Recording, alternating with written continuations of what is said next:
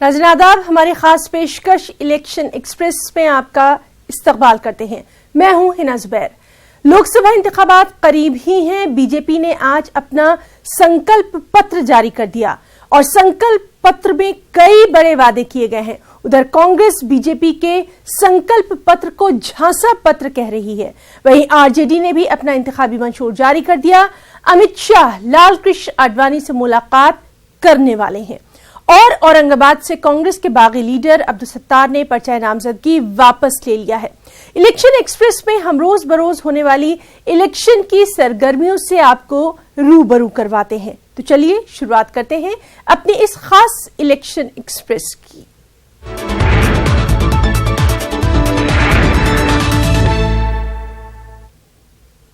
जी हां, बीजेपी ने आज अपना संकल्प पत्र जारी कर दिया। बीजेपी के इस संकल्प पत्र में कई बड़े वादे किए गए हैं, जिस पर कांग्रेस ने सवाल भी खड़े कर दिए हैं। खास रिपोर्ट।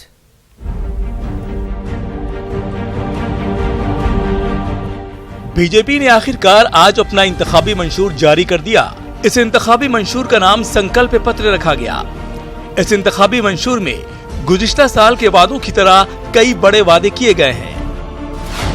2022 तक 75 संकल्प पूरा करने का वादा, दहशतगर्दी के खिलाफ जीरो टॉलरेंस की पॉलिसी, मुल्क के तमाम किसानों को 6,000 रुपए सालाना, शहरियत तरमीमी बिल को कराया जाएगा पास, 2022 तक किसानों की आमदनी दोगुनी करने का हदफ, छोटे दुकानदारों को 60 साल बाद पेंशन का वादा, तलाक़े सलासा पर कानून बनाने का फिर से वादा, आर्टिकल 370 और 35A हटाने का वादा, कश्मीरी पंडितों की वापसी होगी यकीनी, 15 मेडिकल कॉलेज और यूनिवर्सिटी खोलने का वादा, 2024 तक 200 एयरपोर्ट बनाने का हदफ। आपने देखा होगा कि मैनिफेस्टो में 3 प्रमुख बातों का उल्लेख किया गया है। राष्ट्रवाद, ये हमारी प्रेरणा है। अंत्योदय, ये हमारा दर्शन है। और सुशासन, ये हमारा मंत्र है। इस पूरी रचना जो है उसमें एक आमतौर पर ये मैनिफेस्टो 2024 के लिए है। संकल्प पत्र में तमाम तरह के वादे किए गए हैं। उधर कांग्रेस का कहना है कि बीजेपी लोगों से झूठे वादे कर रही है। कांग्रेस ने बीजेपी के संकल्प पत्र को झांसा पत्र बताया है। मैं समझता हूं कि ये जो मैनिफेस्टो जारी किया, इससे तो अच्छा था कि ये माफीनामा जाहिर करते, क्योंकि 5 साल में कुछ भी नहीं हुआ है। कभी चाय वाला, कभी चौकीदार, कभी कामदार, कभी फकीर और कभी कहीं और। तो जो ये घोषणा पत्र, वो जो वादा करते हैं, कभी निभाते नहीं। साथियों, मोदी जी का मूल मंत्र है झांसे में फांसो। मोदी सरकार का सफरनामा जो आज हमने देखा, वो जुमलों से झांसों तक है। 125 करोड़ देशवासी मोदी जी के 125 झूठे वादों का जवाब मांग रहे हैं। जब साल 2014 के घोषणा पत्र के 125 सवाल खड़े हों, संकल्प पत्र नहीं है, आज के झांसा पत्र पर भरोसा कैसे करें? मुल्क की दोनों बड़ी पार्टियों के इंतखाबी मंशूर सामने आ चुके हैं, लेकिन अहम सवाल यह है कि इंतखाबी मंशूर में जो वादे किए जाते हैं, वो वादे सिर्फ वादे बनकर ही क्यों रह जाते हैं? जमीन पर इन वादों की हकीकत क्यों नहीं सामने आती? Bureau report, news 18 Urdu. और जिस वक्त बीजेपी संकल्प पत्र जारी कर रही थी, ठीक उसी वक्त दिल्ली के कई इलाकों में बिजली गुल हो गई, यानी बिजली गायब हो गई। आईबी अब इस मामले पर बिजली मुलाजमीन से पूछताछ कर रही है। हमारे नुमाइंदे शंकर आनंद ने इन तमाम हालात का खुद जायजा लिया, आपको दिखाते हैं। जिस वक्त में 11 बजे के लगभग में घोषणा पत्र जारी किया जा रहा था, उस वक्त में प्रधानमंत्री भी बीजेपी दफ्तर में मौजूद थे और उसी वक्त में राजधानी दिल्ली के कई इलाकों में अचानक बिजली गुल हो जाती है। अब इस मामले में भारतीय खुफिया विभाग के कई अधिकारी इस मामले की पड़ताल में जुटे हैं। क्या ये मामला एक सोची समझी साजिश के तहत किया गया या वाकई में ये मामला एक हादसा था कि राजधानी दिल्ली के कई इलाकों में अपने आप बिजली चली जाती है? तो इस मामले में जो आईबी की टीम है बकायदा वो इस मामले की पड़ताल कर रही है। इसके साथ ही जो बिजली विभाग के अधिकारी हैं उसके साथ भी कई अधिकारी बकायदा जुड़े हुए हैं जो इस मामले की पड़ताल करवा रहे हैं। क्या राजधानी दिल्ली में अचानक 2 से 2.5 घंटे तक अचानक बिजली कई इलाकों में चले जाना यह महज संयोग था या एक सोची समझी साजिश का हिस्सा? वीडियो जर्नलिस्ट गौरव सक्सेना के साथ शंकर आनंद, न्यूज़ 18 दिल्ली। और वहीं जमात इस्लामी हिंद ने बीजेपी के संकल्प पत्र पर अपना रद्दमल जाहिर करते हुए कहा कि बीजेपी अपने विकास के नारे से हट गई है। जमात इस्लामी हिंद के नायब सदर इंजीनियर मोहम्मद सलीम से हमारे नुमाइंदे खुर्रम शहजाद ने खास बातचीत की। भारतीय जनता पार्टी ने अपना इंतखाबी मंशूर जारी किया है। हमारे साथ बातचीत करने के लिए इंजीनियर मोहम्मद सलीम हैं, वाइस प्रेसिडेंट हैं जमात इस्लामी हिंद के। जिस तरह से इंतखाबी मंशूर आया है, बहुत सारे मुद्दे शामिल किए गए हैं, पहला रिएक्शन क्या है आपका? देखिए, जो मुद्दे हाईलाइट हुए हैं उनसे ये लगता है कि अब इस पार्टी के सामने डेवलपमेंट एजेंडा नहीं है और पिछले इलेक्शन में जो वादे किए गए थे उन वादों के बारे में वो जवाब देने की पोजीशन में नहीं है, ऐसा महसूस होता है। और सोसाइटी को ऐसे इश्यूज़ पर वो इलेक्शन लड़ना चाहते हैं जो सोसाइटी को डिवाइड करने वाले हों, पोलराइज करने वाले हों, इमोशंस को भड़काने वाले हों।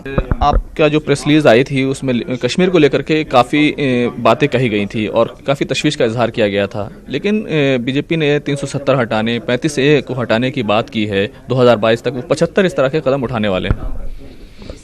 देखिए, इससे अंदाज़ा होता है कि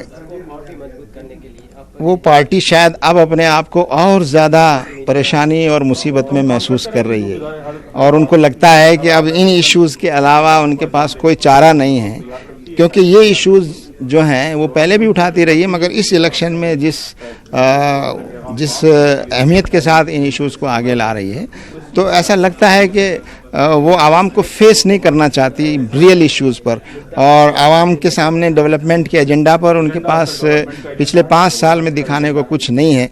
इसलिए वो इस तरह के मनफी एजेंडे जो हैं, जिसके बारे में हम बराबर अपना इजहार करते रहे हैं कि चाहे कश्मीर का मसला हो, उस मसले पर आपसी बातचीत के ज़रिए, आपसी एतमाद के ज़रिए, आपसी ट्रस्ट और भरोसे के ज़रिए ही मसले का हल हो सकता है। ताकत के ज़रिए लोगों का मुंह बंद करके, लोगों को जेलों में डालकर, जमातों पर पाबंदियां लगाकर और लोगों को गिरफ्तार करके आप इस मसले का हल नहीं निकाल सकते। बहुत बहुत शुक्रिया। तो ये थे इंजीनियर मोहम्मद सलीम, जिन्होंने साफ तौर पर कहा कि बीजेपी जो है नाकाम हो गई है और जो वादे उसने 2014 में किए थे शायद वो उनका जवाब देने के लिए तैयार नहीं है, इसलिए तरह तरह के जज्बाती मुद्दे वो लेकर आई है। कैमरामैन नगेंद्र के साथ खुर्रम शहजाद, न्यूज़ 18 दिल्ली। और बीजेपी के संकल्प पत्र पर झारखंड की मुख्तलिफ तंजीमों ने शदीद रद्दअमल का इजहार किया। झारखंड तंजीम के सदर शमशेर आलम ने बीजेपी के इस संकल्प पत्र को अवाम को गुमराह करने से ताबीर किया। 3 तलाक के खिलाफ कानून बनाने और यकसा सिविल कोड के निफाज के मामले पर भी बीजेपी को तनकीद का निशाना बनाया गया।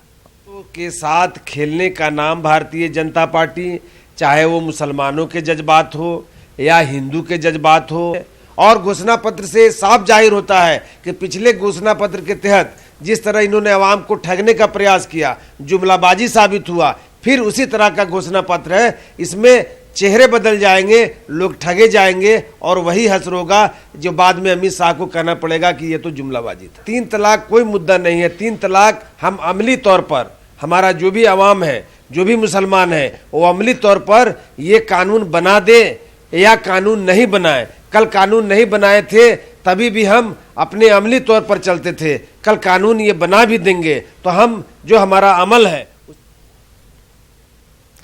मरकज की मोदी हुकूमत गुज़िश्ता 5 बरसों के दौरान अपने इंतखाबी वादों को पूरा करने में नाकाम रही है। राजस्थान के deputy chief minister Sachin Pilot ने अपने दौरे तेलंगाना के मौके पर यह बात कही। सचिन पायलट ने कहा कि मोदी हुकूमत ने गुज़िश्ता 5 बरसों के दौरान मुल्क और कौम को बांटने का काम किया। साथ ही सचिन पायलट ने तेलंगाना की टीआरएस हुकूमत को भी आड़े हाथों लिया। Congress party is fighting these elections not just to win seats and come to power in New Delhi, but we are fighting these elections to save the institutions we have created in the last 70 years. The systematic dismantling of all the institutions of our republic has been there in the last 5 years. The BJP government in New Delhi 5 years ago came to power with the promises of 2 crore jobs every year. 15 lakh rupees, Mr. Modi said he'll deposit in every individual's bank. राष्ट्रीय जनता दल ने अपना इंतखाबी मंशूर जारी कर दिया। पटना में party दफ्तर में तेजस्वी यादव समेत कई बड़े लीडरों ने ये मैनिफेस्टो जारी किया। पार्टी ने अपने मैनिफेस्टो में समाजी इंसाफ, पसमानदा तबकात, तालीम और सेहत पर खुसूसी तवज्जो दी है। पार्टी ने जीडीपी का 4% सेहत के शोबे में खर्च करने का भी वादा किया। साथ साथ पार्टी ने आबादी के लिहाज से रिजर्वेशन देने और तरक्की में रिजर्वेशन देने का भी वादा किया। राजद अल्पसंख्यक समुदाय के, पसमानदा समुदाय के लिए विशेष तौर पर उनकी सर्वांगीण उन्नति और हिस्सेदारी को प्रतिबद्ध है। राजद सरकारी नौकरियों में प्रमोशन में आरक्षण को प्रतिबद्ध है और इसे लागू करने के लिए संविधान संशोधन सुनिश्चित करेगा। राजद 200 पॉइंट रोस्टर प्रणाली को एक संवैधानिक संरक्षण देगा ताकि सामाजिक न्याय विरोधी मानसिकता इसमें कोई बदलाव ना कर सके। इस मरतबा लोकसभा इंतखाबात में गुजरात के गांधीनगर से अमित शाह इंतखाब लड़ने वाले हैं। मौजूदा वक्त में लाल कृष्ण आडवाणी गांधीनगर से मेंबर पार्लियामेंट हैं। कांग्रेस लाल कृष्ण आडवाणी और डॉक्टर मुरली मनोहर जोशी को साइडलाइन करने पर बीजेपी की लगातार तनकीदें करती रही है। बताया जाता है कि पार्टी दोनों सीनियर लीडर पार्टी से नाराज हैं, जिन्हें मनाने की कवायद चल रही है। और इन सब के बीच हम आपको बता दें कि अमित शाह लाल कृष्ण आडवाणी और डॉक्टर मुरली मनोहर जोशी दोनों से मुलाकात भी करने वाले हैं।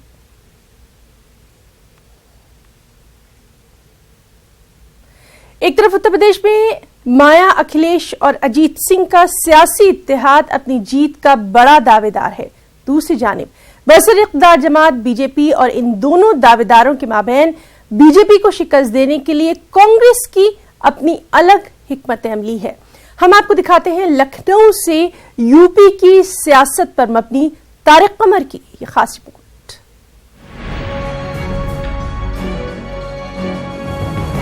जैसे जैसे सियासी हालात बदल रहे हैं, रुझानात तब्दील हो रहे हैं, रैलियों और इंतखाबी मुहिमों में इल्जाम तराशियां की जा रही हैं, बड़े बड़े दावे और वादे किए जा रहे हैं। ऐसे माहौल में मुस्लिम वोट बैंक की तरफ भी सियासी जमातों की निगाहें मरकूज रही हैं। सहारनपुर में होने वाली रैली में मायावती के जरिए खेले गए मुस्लिम कार्ड पर बीजेपी ने भले ही तनकीद की हो, लेकिन बीएसपी से जुड़े लोग यही मानते हैं कि मुसलमान बीजेपी से नाराज हैं और मुसलमानों का भला इत्तेहाद के जरिए ही मुमकिन है, क्योंकि बीजेपी ने न कभी कुछ किया है न वो करेगी। मुसलमानों के लिए किसी ने क्या किया? सबका साथ सबका विकास का नाम लेते हैं। कहीं कहीं हमारी जगह नहीं है, कहीं कोई हर वक्त जब देखो तब ये हिंदू मुसलमान कर देते हैं। कभी हनुमान जी को दलित बता देते हैं, कभी कह देते हैं अरे भाई भारतीय जनता पार्टी के उप मुख्यमंत्री ने सीता जी को कह दिया कि ये टेस्ट ट्यूब बेबी हैं। तो ये सब क्या है? ये मुद्दों से भटकाने की बातें हैं। बीजेपी पर इल्जाम है कि इस जमात ने हमेशा नफरत की सियासत की है, मजहबी बुनियादों पर मुस्लिम तबके का इस्तेहसाल किया है, इसे हर महाज पर नाकाम व पसपा करने की साजिशें की हैं, लेकिन बीजेपी लीडर इससे मुत्तफिक नहीं है। राष्ट्रद्रोह का कानून खत्म कर देंगे, ये किसने कहा है? सुरक्षा बलों को कश्मीर से हटा लेंगे, ये किसने कहा है? दूसरा वजीर आजम कश्मीर में बना देंगे, ये किसने कहा है? अगर 370 हटी तो कश्मीर भारत से अलग हो जाएगी, ये किसने कहा है? अफजल हम शर्मिंदा हैं, तेरे कातिल जिंदा हैं, इसको कहने वालों का समर्थन किसने किया है? जवाब इनको देना होगा। जो खुद नफरत फैला रहा हो वो दूसरे को प्रेम की सीख देगा तो समझ में किसी के नहीं आएगा। इस हकीकत से इनकार नहीं किया जा सकता कि दावेदारी कुछ भी हो, लेकिन हालात गुज़िश्ता इलेक्शन से मुख्तलिफ जरूर नजर आते हैं। 70 और 75 सीटों का दावा करने वाली बीजेपी मंशूर में कुछ भी लिखे, लेकिन इस बार राह इतनी आसान नहीं। देखिए, भारतीय जनता पार्टी के संकल्प पत्र का कोई मतलब नहीं होता है, उनकी मार्केटिंग होती है, उसके पे अमल नहीं करते। 2014 में जो उन्होंने संकल्प पत्र दिया था वो आज तक संकल्प ही है, तो इनका संकल्प रहता है, पूरा नहीं होता है। तो इसलिए ये फिर 2018 में 19 में जो संकल्प ला रहे हैं वो 2022 तक पूरा नहीं होना है, इनको करना ही नहीं है। ये सिर्फ और सिर्फ देश को बहकाने की बात करते हैं, इसीलिए इनका नाम रख दिया है झूठी पार्टी। इसलिए इनका संकल्प पत्र का कोई मतलब नहीं है, जो 14 का आज तक पूरा नहीं हुआ। इस बदलते सियासी माहौल में मुस्लिम वोट बैंक की अपनी अहमियत है, लेकिन इस अंदेशे से इनकार करना अक्लमंदी नहीं कि ये मखसूस वोट बैंक तमाम सियासी जमातों में तकसीम होता नजर आता है। ये बात अलग है कि किसी सियासी जमात को ज्यादा और किसी को कम। ऐसे में जरूरत इस बात की है कि वोटों की तकसीम को रोका जाए। न्यूज़ 18 उर्दू के लिए लखनऊ से तारिक कमर की रिपोर्ट। मध्य प्रदेश की राजधानी भोपाल की पार्लिमानी सीट बीजेपी और कांग्रेस के लिए वकार का मौजू बन गई है। कांग्रेस ने तो दिग्विजय सिंह को मैदान में उतार दिया है, लेकिन बीजेपी ने अभी तक अपने पत्ते नहीं खोले हैं।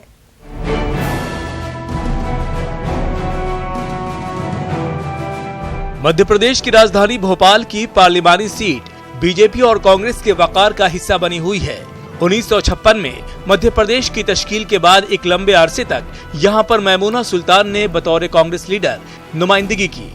इसके बाद भोपाल पार्लिमानी सीट से कांग्रेस के नुमाइंदे पार्लियामेंट पहुंचते रहे, लेकिन गुज़िश्ता 28 सालों से राजधानी भोपाल की सीट पर बीजेपी का कब्जा है। इस बार भोपाल पार्लिमानी सीट से बीजेपी ने अभी तक अपने उम्मीदवार के नाम का ऐलान नहीं किया है। हालांकि कांग्रेस ने साबिक वज़ीर आला दिग्विजय सिंह के नाम का ऐलान करके भोपाल इंतखाबात को दिलचस्प बना दिया है। मध्य प्रदेश यूनानी मेडिकल प्रोफेशनल एसोसिएशन ने दिग्विजय सिंह का न सिर्फ भोपाल में इस्तकबाल किया, बल्कि उनकी हिमायत का भी ऐलान किया। क्या कहते हैं यूनानी डॉक्टर्स, आप भी सुनिए। हमारे लिए ये बहुत ही एक खुशी का मौका है कि राष्ट्रीय स्तर के एक नेता को पार्टी ने जो है भोपाल शहर के लिए चुना है। ये हमारे लिए बड़ी खुशी की बात है। ये इस वक्त तो हम उनके लिए ज़्यादा से ज़्यादा जो है वो ज़्यादा से ज़्यादा वोटों से जीतें, यही हमारा बस अभी तो एम है उनके लिए। अब हम लोगों की बदकिस्मती कहिए या जो भी कहिए, भाजपा सरकार हम लोगों की बात सुनने को तैयार नहीं है। ना हम लोग इतनी अप्रोच रखते कि वहाँ तक पहुँचे। जाते हैं, आश्वासन दे दिया जाता है, हाँ कर देंगे, करा देंगे, हो जाएगा।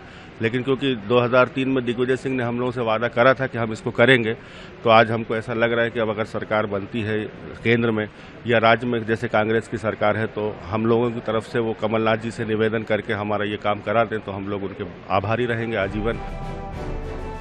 भोपाल पार्लिमानी सीट में 7 असेंबली हलके आते हैं। 2018 के असेंबली इंतखाबात में इन 7 असेंबली हलकों में से कांग्रेस ने 3 और बीजेपी ने 4 सीटों पर कामयाबी हासिल की थी। वहीं भोपाल पार्लिमानी सीट पर मुस्लिम वोटर्स की बात करें तो यहां पर मुस्लिम वोटर्स की तादाद 41% है। यही वजह है कि तमाम पार्टियां मुस्लिम वोटर्स की हिमायत को लाजमी समझती हैं। दिग्विजय सिंह ने यूनानी डॉक्टर्स प्रोफेशनल एसोसिएशन के इस प्रोग्राम में बीजेपी को तनकीद का न सिर्फ निशाना बनाया, बल्कि सूबे में तिब्बी सहूलियात की खस्ताहाली के लिए भी जिम्मेदार ठहराया। दिग्विजय सिंह ने मुल्क में इंटीग्रेटेड मेडिकल सिस्टम की वकालत भी की। 15 साल में भारतीय जनता पार्टी के राज में घोटालों का तो सिलसिला चलता रहा, लेकिन जो मूल निर्णय लेने थे स्वास्थ्य सेवाओं में, वो नहीं लिए गए। भोपाल पार्लिमानी सीट पर 41% मुस्लिम वोटर्स को देखते हुए बीजेपी और कांग्रेस दोनों मुस्लिम समाज को लुभाने में लगी हैं, लेकिन यहां से दोनों ही पार्टियां मुस्लिम उम्मीदवार को मौका देने को तैयार नहीं हैं। अब इंतखाबात में मुस्लिम वोटर्स का रुझान क्या होगा, ये देखने वाली बात होगी। न्यूज़ 18 उर्दू के लिए भोपाल से मेहताब आलम की रिपोर्ट। महाराष्ट्र के थाने पुलिस कमिश्नरेट के मातहत लोकसभा की 3 सीटें आती हैं। भिवंडी, कल्याण और थाने लोकसभा सीट पर पुलिस की कड़ी नजर भी है। पुलिस कमिश्नर विवेक फंसालकर का कहना है कि पुरअमन इंतखाबात कराने के लिए पुलिस किसी भी किस्म की लापरवाही हरगिज बर्दाश्त नहीं करेगी। शहरी पुरसुकून और पुरअमन माहौल में वोट करें, ये उनकी अव्वलीन तरजीहात है। फेज 4 में इलेक्शंस थाने में होने जा रहा है, थाने और मुंबई में। जहां तक थाने पुलिस कमिश्नरेट या थाने का सवाल है, 3 लोकसभा कॉन्स्टिट्यूएंसीज 23, 24 और 25 यानी भिवंडी, कल्याण और थाने लोकसभा कॉन्स्टिट्यूएंसी के इंतजामात हमारे पास हैं और कुल मिला के लगभग 4,226 बूथ्स पोलिंग के 819 सेंटर्स में रहेंगे। महाराष्ट्र में अकोला वाहिद पार्लिमानी हलका है जहां एक मुस्लिम उम्मीदवार को कांग्रेस की जानिब से टिकट दिया गया। ताहम मुस्लिम उम्मीदवार हिदायत पटेल को टिकट दिए जाने के बाद से मुसलमानों की जानिब से मिला जुला रद्द-ए-अमल सामने आ रहा है। हमारे नुमाइंदे रिजवान खान ने हिदायत पटेल से खास बातचीत की। 2019 लोकसभा इंतखाबात का आगाज हो चुका है। इसके लिए जो लीडरान है वो मैदान में है, धूप और परेशानी के अंदर जो है तो प्रचार मुहिम के लिए आए भी है। इसी तरह से महाराष्ट्र के इकलौते शहर यानी अकोला के अंदर एक मुस्लिम उम्मीदवार को टिकट दिया गया है, हिदायत पटेल साहब इस वक्त हमारे साथ हैं, हम उनसे बात करेंगे। बताइए, महाराष्ट्र में अकोला एक ऐसा इकलौता शहर है जहाँ पर मुस्लिम कैंडिडेट को जो टिकट दिया गया है, क्या कहना चाहेंगे? सबसे पहले हम इस देश में इस पार्टी के अंदर सभी सेकुलर लोग काम करते हैं, उसमें मुस्लिम समुदाय का भी बहुत बड़ा हिस्सा है और उनको भी प्रतिनिधित्व देना चाहिए। ये पार्टी की हमेशा सोच रही है, अनेक माध्यमों से पार्टी ने अल्पसंख्यक समाज, दलित, आदिवासी सभी धर्मों और जाति के लोगों को एक साथ लेके चली। मुमरा में कल्याण लोकसभा के कांग्रेस और एनसीपी के मुश्तरका उम्मीदवार बाबाजी पाटिल की हिमायत में एक जलसे का इनेकाद किया गया और इस जलसे से खिताब करते हुए एनसीपी के एमएलए जितेंद्र औहाड और एनसीपी के मकामी सदर शमीम खान ने कहा कि ये इलेक्शन शहर के गली कूचों में पानी, सड़क, रास्ता यानी बिजली के होने न होने का नहीं है, बल्कि ये एक लड़ाई है देश बचाओ दस्तूर बचाओ की। इसीलिए इलेक्शन को संजीदगी से लेना ही होगा और मुल्क की सेकुलर ताकतों के हाथों में इख्तिदार सौंपना होगा। देश बचेगा या नहीं, और कितने अखलाक मारे जाएंगे और कितने जुनेद मारे जाएंगे, कितने दलित पीटे जाएंगे, कितने दलित मारे जाएंगे, कितने अफीफा के ऊपर बलात्कार होंगे। सवाल ये खड़े होंगे, हिंदुत्व का नारा देश का पंतप्रधान जब संविधान से बना हुआ है और जो संविधान तुम्हें धर्मनिरपेक्षता का आदेश देती है, हमारे संविधान की मूल जो है जहां से उसको तैयार किया गया है, जिसको हम प्रीएम्बल ऑफ द कॉन्स्टिट्यूशन कहते हैं, उसमें एक शब्द है। कांग्रेस के राज्यसभा रुकन डॉक्टर सैयद नासिर हुसैन पार्टी के इंतखाबी मंशूर में लफ्ज मुस्लिम या मुसलमान न होने का दिफा करते नजर आ रहे हैं। राज्यसभा एमपी का कहना है कि कांग्रेस के नजदीक अक़लियतों की तारीफ बेहद वसी है, जिसमें अक़लियत मुसलमानों के अलावा दीगर अक़वाम भी आते हैं। इसीलिए पार्टी ने अपने इंतखाबी मंशूर में कहीं पर भी लफ्ज मुस्लिम का इस्तेमाल नहीं किया है। और डॉक्टर सैयद नासिर हुसैन से खास बातचीत की हमारे साथी जवाद मीर ने। इंतखाबी मंशूर के ताल्लुक से मुसलमानों में कुछ बेचैनी सी दिखी जा रही है। मुसलमान समझ रहे हैं कि कांग्रेस ने एक तरह से मुसलमानों को कमज़ोर करने की कोशिश की या फिर उनको नज़रअंदाज कर रहे हैं। इस पूरे मामले पर बात करने के हमारे साथ मौजूद हैं राज्यसभा के रुकन डॉक्टर सैयद नासिर हुसैन। अच्छा नासिर साहब, देखा जा रहा है कि जो कांग्रेस ने इंतखाबी मंशूर जारी किया है उसमें लफ्ज़ मुस्लिम कहीं पर भी इस्तेमाल नहीं किया गया, बल्कि उसे रिलीजियस माइनॉरिटीज़ को के तहत एड्रेस किया गया है। क्या कांग्रेस को लगता है कि अगर से लफ्ज़ अपने मैनिफेस्टो में मुस्लिम इस्तेमाल करेगी तो उसका वोट बैंक मुतासिर होगा? देखिए, मुसलमानों को कोई भी चीज़ की जब बात होती है, उनको स्पेशल ट्रीटमेंट की बात होती है, उनको स्पेशल कंसेशंस की बात होती है या स्पेशल स्कीम्स की बात होती है, तो इसलिए बात होती है कि जो मुसलमान इस देश में कम तादाद में हैं। तो कम तादाद के और भी मज़हब के लोग हैं, जैन्स हैं, सिख्स हैं, क्रिश्चियंस हैं, ऐसे बहुत सारे लोग हैं जो रिलीजियस माइनॉरिटीज़ जिसको। तो जब भी हम बात करते हैं तो किसी एक समुदाय की बात नहीं करते हैं, पूरे अक़लियतों को मिला के हम बात करते हैं। मुझे नहीं लगता कि उसमें कोई गलती है, क्योंकि जो है ऐसा भी नहीं होना कि जो आप अक़लियतों में एक ही समुदाय के ऊपर कॉन्सेंट्रेट करें और दूसरे अक़लियत जो उनको फिर ऐसा फील ना करेगी कि उनको छोड़ा जा रहा है। कांग्रेस के बागी लीडर अब्दुल सत्तार ने औरंगाबाद पार्लिमानी हल्के से दाखिल करदा पर्चा उम्मीदवारी वापस ले लिया। अब्दुल सत्तार ने इस मौके पर कांग्रेस और बीजेपी के खिलाफ मुहिम चलाने का ऐलान भी कर दिया। उनका कहना था कि वो सेकुलर वोटों की तकसीम रोकने के लिए चुनावी मैदान से अपने आप को अलहदा कर रहे हैं, अलग कर रहे हैं। अब्दुल सत्तार ने एमआईएम वंचित अघाड़ी उम्मीदवार इम्तियाज जलील के हक में मुहिम चलाने का ऐलान कर दिया। वाज़ेह है कि अब्दुल सत्तार के आजाद उम्मीदवार की हैसियत से खड़े रहने से सियासी हलकों में खलबली मची हुई थी। अब्दुल सत्तार से सिलौर से कांग्रेस के रुकने असेंबली है। अब्दुल सत्तार के इस फैसले का अवामी हलकों में खैर मकदम किया जा रहा है। लोकसभा इंतखाबात के मौके पर बेंगलुरु में वेलफेयर पार्टी ऑफ इंडिया ने अपना इंतखाबी मंशूर जारी कर दिया। कर्नाटक में कहीं भी वेलफेयर पार्टी ने अपने उम्मीदवार खड़े नहीं किए हैं। पार्टी रियासत में कांग्रेस और जेडीएस इत्तेहाद की तायद कर रही है। वेलफेयर पार्टी ने मुल्क की तामीर और तरक्की के लिए कई बातों को वोटर्स के सामने पेश भी किया।